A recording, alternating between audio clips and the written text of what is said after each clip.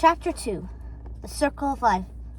"Good morning, son," Dad called from the sunken living room of their small two-story house when he heard Silas poking around in the fridge. Or should I say afternoon, he joked. Dad was a fan of dad jokes. The fact that he was playing around made Silas happy. Maybe Silas's day was about to get a whole lot better than he thought.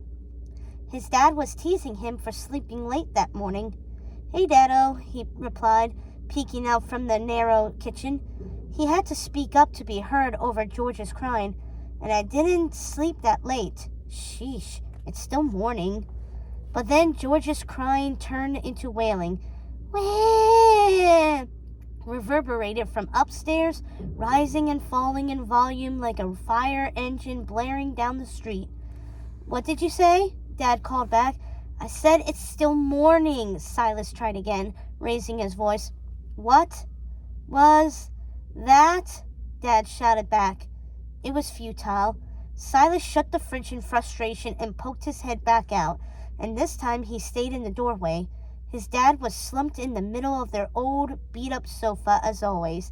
Silas wasn't sure if it was beige or had only turned that color over time, darkening from white.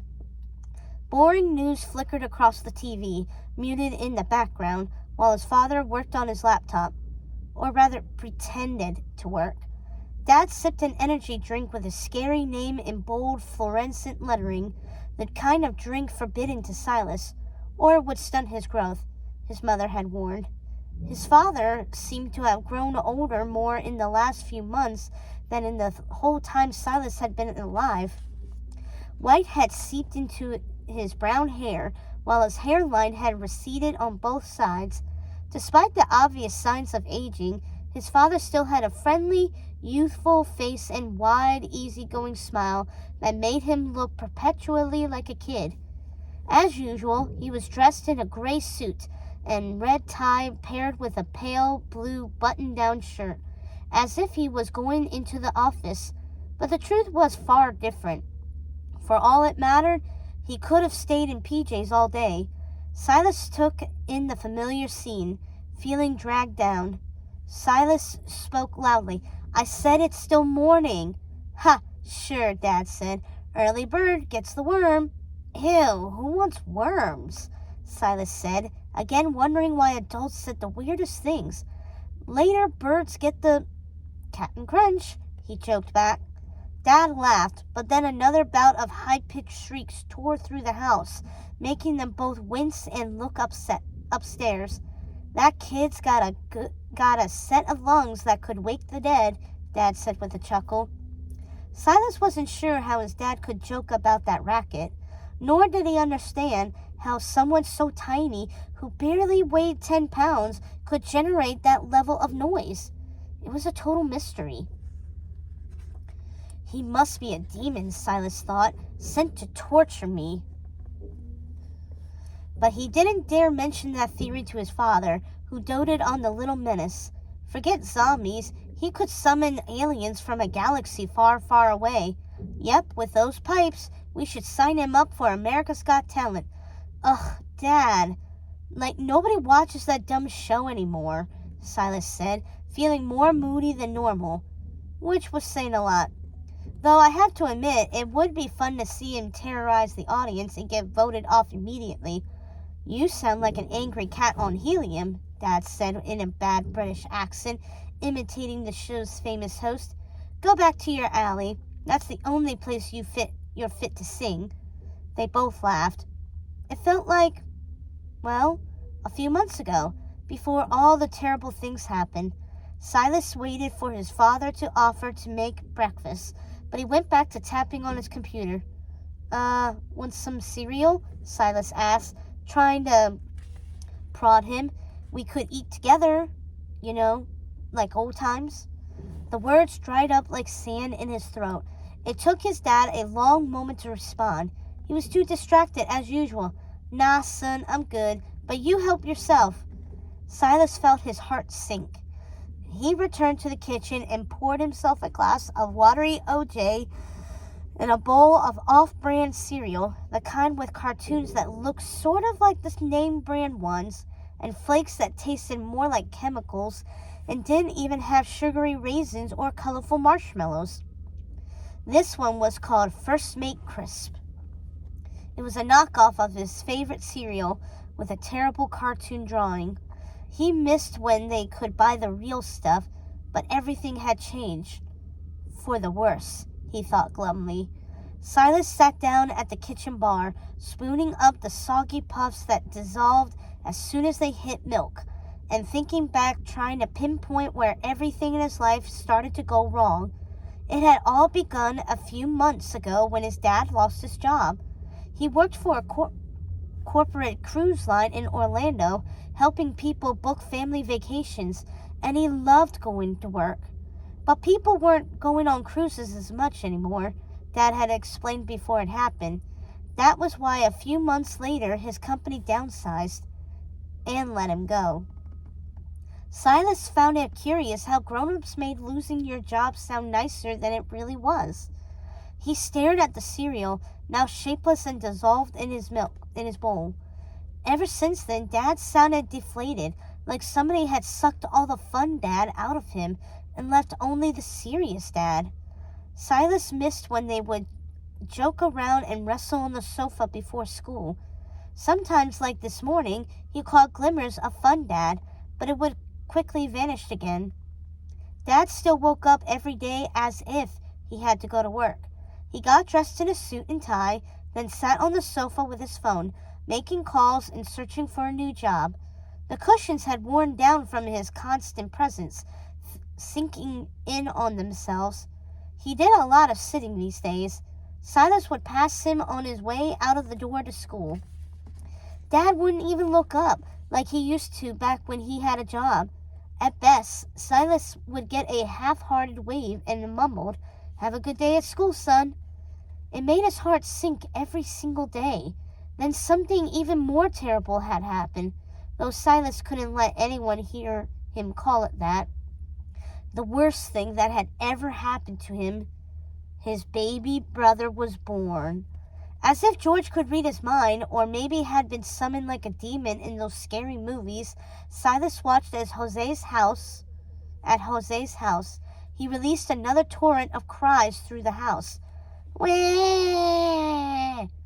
Silas remembered feeling nervous and excited when his father took him to the hospital to meet his brother for the first time, a jittery and unsettling brew of emotions. His parents had told him that having a little brother would be the best thing that ever happened to him. He had really been looking forward to it. Boy, did grown-ups lie. Silas had approached his mother, who lay back in the bed. She looked worn out and older and maybe a bit shrunken, but also serene and blissful. Her long, dark hair tumbled over her shoulders in thick, shiny curls. Her eyes shone like light brown stars, bright and full of life. The sight of his mother calmed Silas immediately, at least enough to approach the hospital bed. Mom held the baby cradled in her arms. He peered down at the red-faced, squalling bundle wrapped in a white and blue blanket in his mom's arms and thought, "That's him?" His tiny size, his wrinkled old man face, and his weak screeches made Silas pulled away. That couldn't be his baby brother. He looked more like a tiny, angry alien. "Come on, don't you want to hold him?" Mom coaxed. She held out the fussy creature to Silas. The baby was wrapped in the blanket with a tiny blue cap on his head. Dark curls escaped from under it. Yep, he was born with a full head of hair. More proof he might be alien in origin. Weren't all babies born bald, like in the commercials? The moment he held his baby brother in his arms and realized how fragile and weak he was, Silas knew that nothing would ever be the same again. He could feel it deep in his bones. And not in a good way. Back at home, Mom settled into their bed, and it felt like she almost never left anymore. She stayed there in the dark room with the thick curtains drawn against the sunlight and the sound machine whirring day and night, though it did little to block out the baby shrieking. which also went on day and night, giving all her love and attention, which used to be reserved for Silas, to George. His heart twisted with envy and jealousy, a vile but also unavoidable concoction. Growing a baby and feeding him takes a lot of work, Mom said, the one time when he dared to complain about it. Silas, you're a big kid now. You're 12 years old. You don't need me like your baby brother does. He's tiny and helpless. You can take care of yourself now. The problem was Silas didn't need his mother still. Or so he thought. He had one great fear that had haunted him basically his entire life. I'm a coward, he thought. Though he tried to hide it, every little thing made him jump and want to run away. Creepy, crawly spiders that lurked in corners, dark basements with creaky stairs, spooky movies with Jose and Tamara loved, even the forbidden R-rated ones that secretly terrified them all.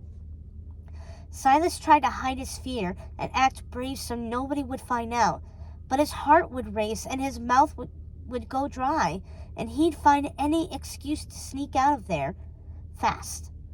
Don't even get him started on cemeteries. How could people live near them or walk past them like dead people being buried in the ground under their feet wasn't totally creepy? Cemeteries. Ugh. They were definitely at the top of his freaky list. Even though he stuffed his fear down and hid it, it ate away at him anyway. He was always looking for ways to pretend he was brave, even though he knew it wasn't the truth. That was part of why he loved Tarzan and all the adventures in his books. He hoped that if he read about enough of them, he could become like him. Brave. Silas slurped up most of his soggy cereal milk and put his bowl in the dishwasher after rinsing it, knowing he had to do his own dishes now. No one else was going to do them. The milk ran down the sink, turning paler and vanishing. Then he trudged back up the stairs. The house had filled eerily with quiet, almost too quiet. Feeling a jolt of fear, he peeked into his parents' bedroom. It was dark and smelled stuffy, like plastic, antiseptic, sour milk, and something strange and sweet. George had stopped crying. Finally. Silas immediately saw why. The baby was affixed to his mother's chest, seemingly sucking the life out of her. Mom's head lolled back as she dozed off while the baby fed on her. It was like that Alien movie. That freaked Silas out. Quietly, he shut the door and he released the handle with a barely audible click. He knew better than to wake her when she seldom got sleep anymore. Or worse, wake the baby. He returned to his bedroom in search of the only thing that made him feel better. Well, aside from his best friends. Books. When he was reading, he felt brave, but when he closed the book, he went back to scaredy cat Silas. His parents were one of the only other things that could make him feel safe and less afraid, but now they had other things to focus on and worry about, and none of them was him. He missed the days when his parents doted on him and acted excited at every little thing he said or did.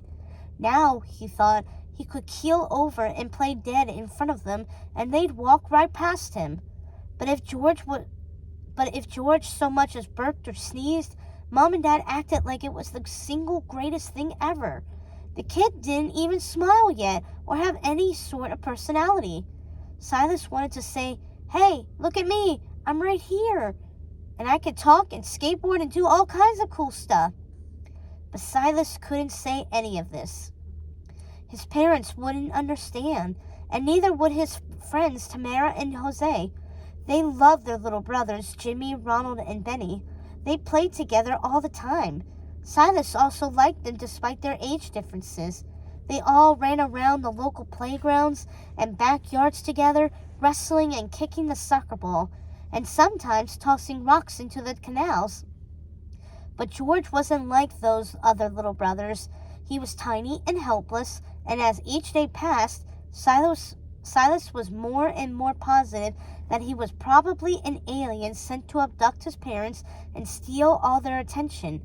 However, Silas would need to gather more proof before he could alert the proper authorities. But on top of that, the baby wasn't the only terrible thing that had happened. His summer plans had also been ruined. His Aunt Scarlett ran a summer camp in Arizona called Camp Pride Rock. Silas pulled out the postcard she sent him on his last birthday. It was from the camp, with pictures of desert bluffs, wild animals like zebras, elephants, hyenas, and lions painted on the walls, and a cheerful sign that said, "Welcome to Camp Pride Rock." Under that was printed the camp's slogan, Hakuna Matata. He didn't know what that meant, just that it sounded cheerful, welcoming, and adventurous. From what Silas knew, attending the summer camp was like going on a mini safari trip in the desert. At one time, the camp even boasted zebras, monkeys, meerkats, and real lions in captivity. They all had been rescued, but those days were apparently long gone. Dad had a photo album with old pictures, the kind that got developed and didn't come from a phone or a computer. They were old and yellowing, but they depicted Silas's aunt in khaki button-up shirt, shorts, and a funny-looking hat, like the crocodile hunter wore on TV. The campers stayed in little thatched huts and went on wilderness expeditions. It looked exciting and adventurous, like the thrilling stories in his favorite books. Silas had always dreamed of getting old enough to become a camper, ideally bringing Jose and Tamara along with him. So that spring, his dad called his sister Scarlett and told her that Silas wanted to attend Camp Pride Rock. She had been thrilled at the news and agreed. She promised to mail them all the materials so that Silas could enroll as an official camper. With a new baby, it would be good for everyone and give Silas a chance to learn and grow. At the time, Silas had thought it was the best thing that had ever happened to him. But then, the packet of materials from Camp Pride Rock never arrived. He checked the mailbox every day with his heart pounding in excitement. Dad tried calling his sister, but she didn't call back. Days passed, then weeks, then 2 months. "That's strange," Dad said, then shrugged. "Maybe your aunt's busy. I know she's had a lot on her mind lately. And, well, with everything going on between losing my job and the new baby, I haven't been the best at keeping in touch. I'm sure she'll call back soon." But she never did. A few weeks later, the notice of her death arrived by courier out of the blue. Dad was shocked, then saddened, then angry that nobody was telling him anything about what happened. Was it a heart attack? Stroke? Car accident? Silas heard him yelling at lawyers into the phone. That had been 2 months ago. No camp, no adventures, just a summer of reading books. And trying to ignore his brother's constant squalling. He needed to get earplugs or maybe stuff his ears with cotton. The doorbell rang. That set off a new bout of crying. Silas started to his window. 2 people in suits and dark sunglasses stood outside. They looked important, like federal agents. His heart leapt for joy. The authorities were finally coming to retrieve his alien brother and return him to space. Silas dashed down the steps, fully prepared to lead them straight to George. He thrusted open the front door, then started back at their serious expressions. They frowned at him. "Young man, is your father home?" the woman asked. The man added helpfully, "It's about your Aunt Scarlett.